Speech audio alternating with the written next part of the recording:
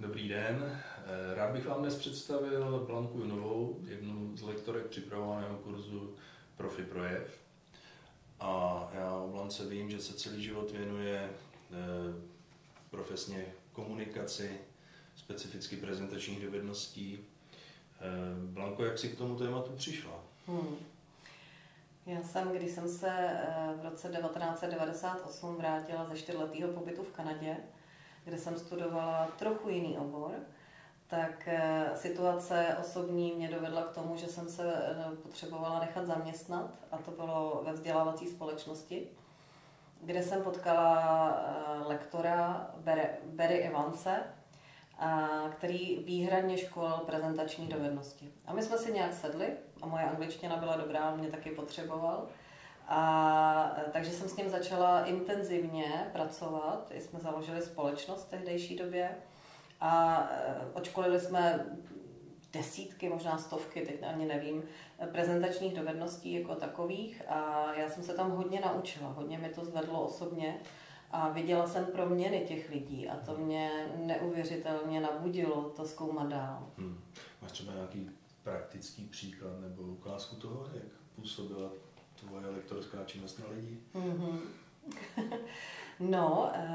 Nedávno zrovna jsem šla na výstavu hub a potkala jsem tam Mikološku, která absolvovala prezentační dovednosti se mnou. A když jsme se bavili o tom, co jí to dalo, a ona říkala, jo, já na to pořád vzpomínám a vlastně se o to opírám, a když dělám prezentaci, tak vždycky tam uplatňuju to, co jsme si vlastně říkali.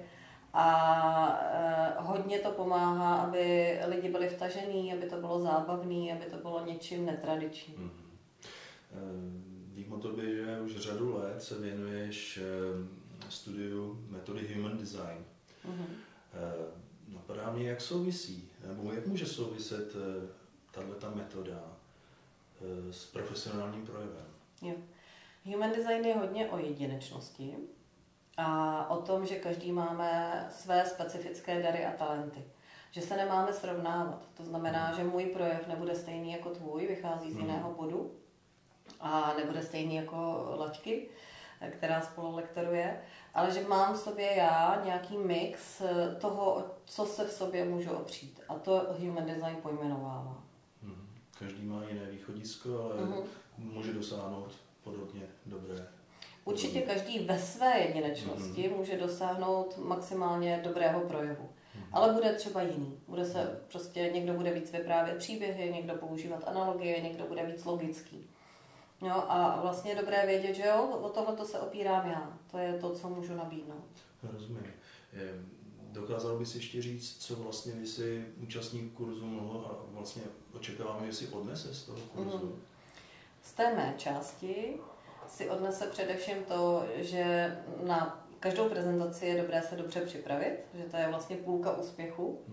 A pak samozřejmě vědět, jak jakýkoliv projev, nejen prezentaci, jakýkoliv projev zhruba strukturovat, že to má nějaký úvod, nějaké tělo a nějaký závěr. A to má nějaká pravidla. Takže se naučíme ty pravidla, budeme si taky říkat o paralingvistice, to znamená o tom, jak používat nebo spíš nepoužívat a odnaučit se parazitní slova. A něco málo i o neverbální komunikaci. To zní zajímavě. Jestliže vás to zaujalo, zkuste se přihlásit na náš kurz a těšíme se na vás. Nashledanou.